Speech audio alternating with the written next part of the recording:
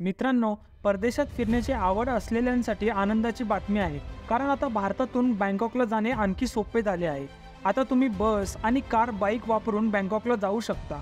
Bharat, Myanmar, Thailand त्रिपक्षीय महामार्ग हा 1400 किमी लांबीचा महामार्ग आहे. हा महामार्ग सुरू झाल्यानंतर भारत दक्षिण पूर्व आशियाई जमिनीद्वारे जोडला जाईल. हा महत्त्वाकांक्षी प्रकल्प तत्कालीन पंतप्रधान अटल बिहारी वाजपेयी यांनी 2002 मध्ये 3 देशांमधील व्यवसाय, व्यापार, आरोग्य, शिक्षण आणि पर्यटनाला चालना देण्याच्या उद्देशाने मांडला होता.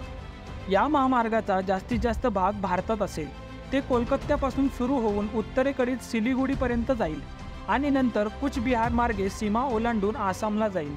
त्यानंतर दिमापूर ते नागालँड आणि मणिपूर ते इम्फाळ जवळील मोरे मार्गे म्यानमारमध्ये प्रवेश करेल.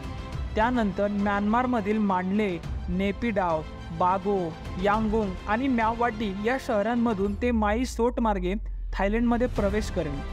हा महामार्ग कोलकाता येथून सुरू होऊन बँकॉकला जात असल्याने त्याला आता कोलकाता बँकॉक महामार्ग असेही म्हणतात.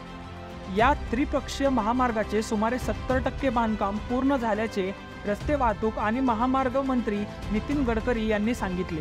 भारत आणि थायलंडमध्ये या महामार्गाच्या बांधकामाची प्रक्रिया पूर्ण झाली आहे, परंतु म्यानमारमध्ये अद्याप बरेच काम बाकी आहे.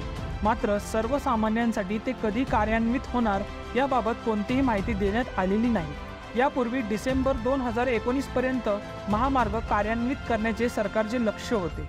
तर मित्रांनो, हा महामार्ग कधीपर्यंत कार्यान्वित होईल असे तुमचे विचार आहेत ते कमेंटमध्ये सांगायला विसरू नका.